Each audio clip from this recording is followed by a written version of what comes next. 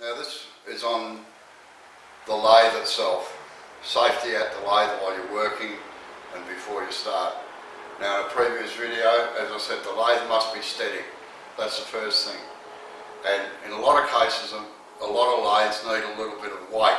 We had to add weight at the end of this one because it's just so light that it just bounces around. Now sandbags are good, blocks of concrete, anything that can add a bit of mass to it helps the stability of the lathe. Now, surprisingly enough, the first safety item is read the manual. I know that goes against the grain and the code of practice, but read the manual, understand your machine. The next thing is make sure that all the covers fit properly so that you can't put your little fingers in there and get them stuck and jammed. If you don't have a hand wheel on the end of the lathe, cover up the threads if you can turn outboard, because it's so easy sometimes you get into a habit of putting your hand there to stop a lathe, particularly if you've had a lathe with a hand wheel on it, and those threads can leave a lovely threaded bit down your hand. Excuse me. Switches. Make sure your switches are easily accessible and can turn them on and off. This one was particularly bad. It had the switch down underneath, and although you can knock it off with your knee, you had to turn it on with your head in the way of most things being there, so that was bad. The next most important thing, believe it or not, is maintenance. If a lathe doesn't work properly, it is a pain to use and things get stuck and you've got to force things, and as you know, if you force anything, you're going to break something. So we'll start with the maintenance first. First thing is the tool rest. It's got to be smooth and clean so that you can run your tools along there without them digging into the rest or jamming and not getting a smooth cut. Now the way that they're cleaned off is with a normal file and your draw file. At 45 degrees like that, or you can put it straight across. I do it at 45 and just go backwards and forwards. Now it must be flat and rounded over. No nicks or things in it. When you've done that, resist the temptation to run your finger along it, because there could be little spiky bits of steel poking out and you'll get a splinter in your finger. And I always go where you have to use them and you feel them. So get a cloth and just wipe it back off. We use about 180 grit or 240 grit sandpaper and then sand it off. Make sure that you do the faces so that your fingers can slide nice and easily along there. If you use CA glue or anything, it always has a habit sometimes of getting onto the rest, and it can be quite sharp actually and slice the side of your finger or the palm of your hand depending on whether you've got an overhand or an underhand grip. Now, next thing is to make sure that the tool rests slide easily on the bed. Backwards and forwards. Of course, we all switch our lathes off to move them, don't we? Yeah, right. WD-40 is what I spray the beds with. Spray them down, move everything up and down so that it gets a good coating, and then get a cloth and wipe it all off. Now, you can use a paste wax on the bed. One thing I would avoid on the bed itself, tool rests or anywhere else is okay. Avoid silver glide or slippery stuff as it's known in the trade, because some tailstocks can creep. The next thing is to make sure that all the tapers are clean. This is a little jigger called a taper mate. You can make one out of a bit of wood or something, just cut grooves down it. But if there's any garbage in there, oh, that's a groovy sound, don't it? If there's any garbage in there, it doesn't allow the centre to seat properly and it can affect your work, particularly if you're using pen mandrels or anything like that. And if you do a lot of bowls, what happens is the dust gets down in there, the mandrel will not seat properly. Now when you put the drive spur in, just sit it up there about half an inch away and knock it in, and that should lock it. If it doesn't lock like that, have a good look. There could be burrs on the drive spur or something like that, stopping it from seating properly. Now if it doesn't seat properly, it also throws it offline, and it can wobble. And if it wobbles, then that's another safety issue. It can vibrate itself out of the drive spur. Now, most lathes come with a drive spur like this, and the biggest problem with them is that over a period of time, particularly with some of our hardwoods, they get burred over on the ends here. So always make sure that they're clean and sharp so they can penetrate the timber properly, and that the centre point is sharp as well, because that is what locates the timber. Excuse me. Okay, now our lathe's nice and clean, everything moves well. Check all your locks to make sure that they lock everything down nice and tight. If you've got a lathe that uses nuts and bolts, make sure that they're tight and that you haven't got the thing cocked over a little bit on the side. Now, the knockout bars, these are made to knock the drives out with. Make sure they're long enough that they go through the headstock and the tailstock to actually push them out. Now, moving on a little bit, if you're fitting chucks onto a lathe, as I said earlier, make sure that they register right down on the thread.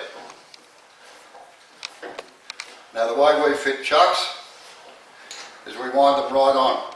Now, I don't know if we can pick this up in the video, but there's about a 1 or 2 millimetre gap between the headstock and the chuck where it seats, and that's why you need one of these little spacers to go in there. A lot of chucks will not fit onto some lathes, so get a machinist to make up a spacer, or you can make one yourself, fit it on, and then screw it on. Now, this will cause some arguments. We have never used leather washers or any other washer down between here and the register, and we've never had a chuck stick on. And that's because we use the spindle lock.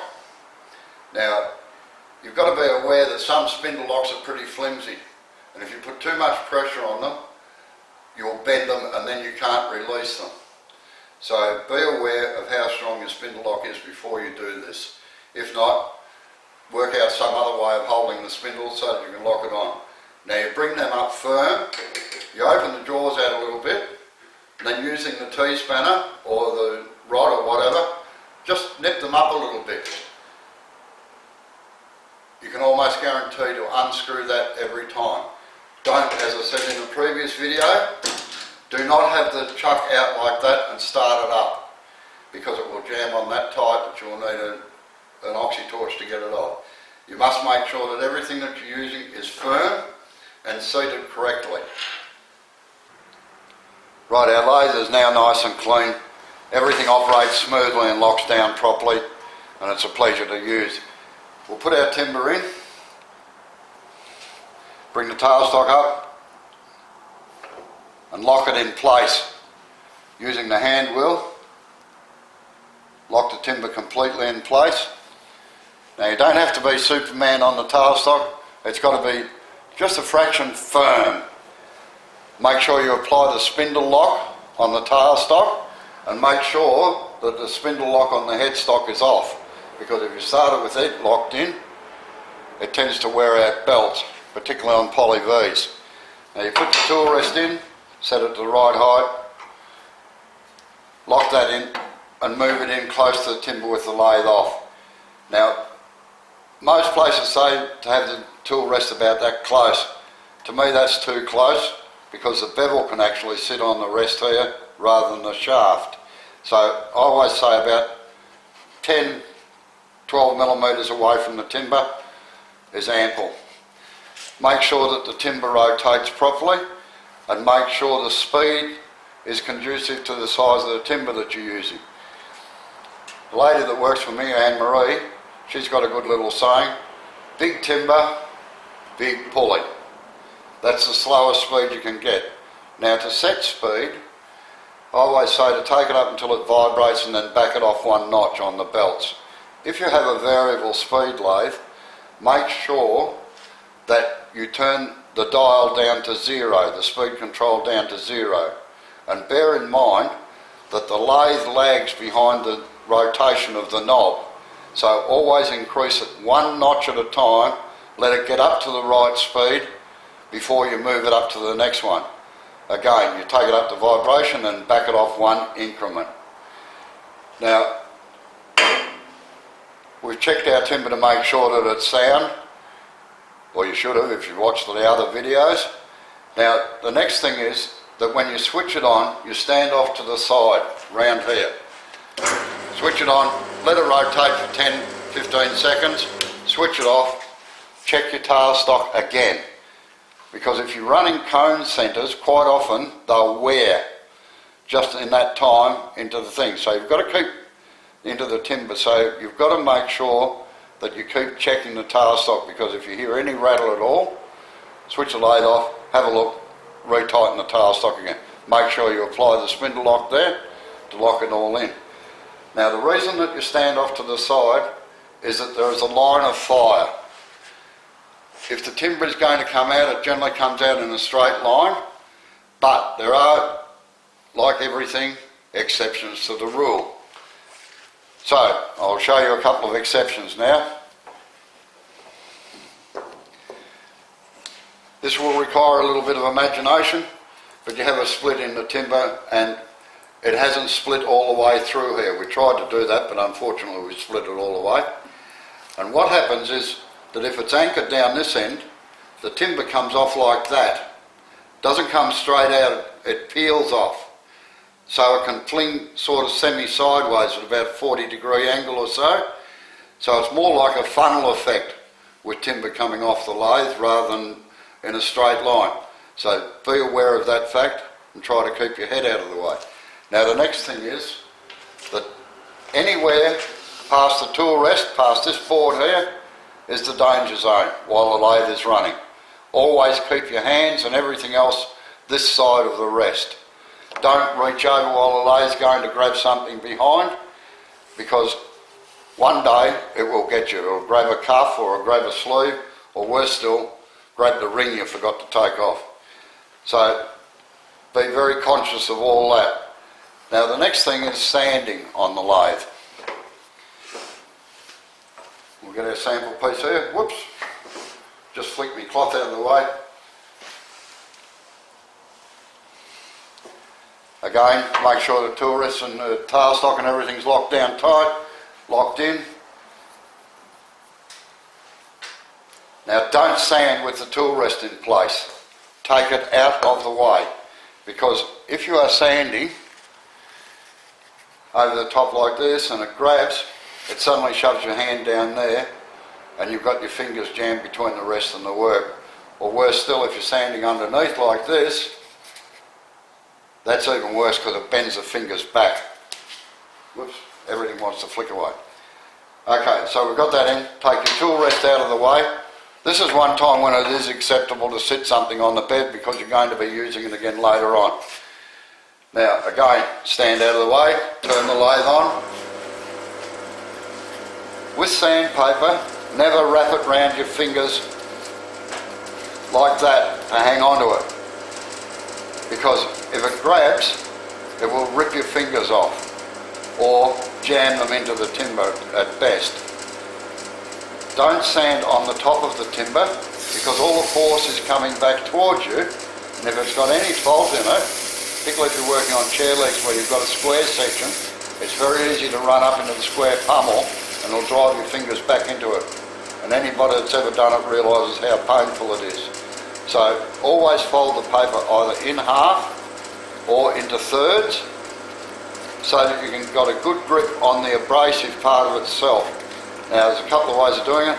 You can hang on to it with one hand and sand with the other with your fingers underneath. You can hang on to it with one hand with your thumb tucked back in there, like that. This way, if it does catch, all it's going to do is just flick out the back and generally get caught in the dust extractor. So never ever sand up there, always sand underneath here, and the same goes for polishing. Now, a lot of people use paper towels because if it gets caught, it just rips. I've been using cloth for years and I've had it catch a couple of times, but by doing it underneath like this, all it does is just flick off the end like so and end up in the dust extractor. Now with the cloth, I suppose we could have got a clean one, but shows we do work around here occasionally, so this one will do. Don't wrap it round your fingers. I see so many people that do that sort of thing and put it round their hand like that. If it got caught, it's just going to do some real damage. So just fold it up, keep it loosely in the palm like that so that you're not actually hanging onto it tightly. Hold it down with your thumb if you like, or do the same with your sandpaper. Hang onto it with one hand and come in underneath. And away you go. Again, if it does catch, all it does is, generally with a cloth, it actually wraps around the work and goes whop, whop, whop, whop, and frightens you. But it will come out of your hands rather than try and drag your hands into the work. There is a possibility a loose end could get caught, but it happens that quick, generally it doesn't get a chance. But the main thing that happens is generally it just flicks out of the way if you happen to let it go for a second. Well, I think that pretty well covers everything. Tool rest aside to move a bit.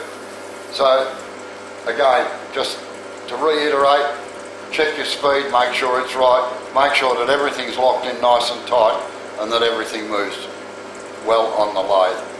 Thank you.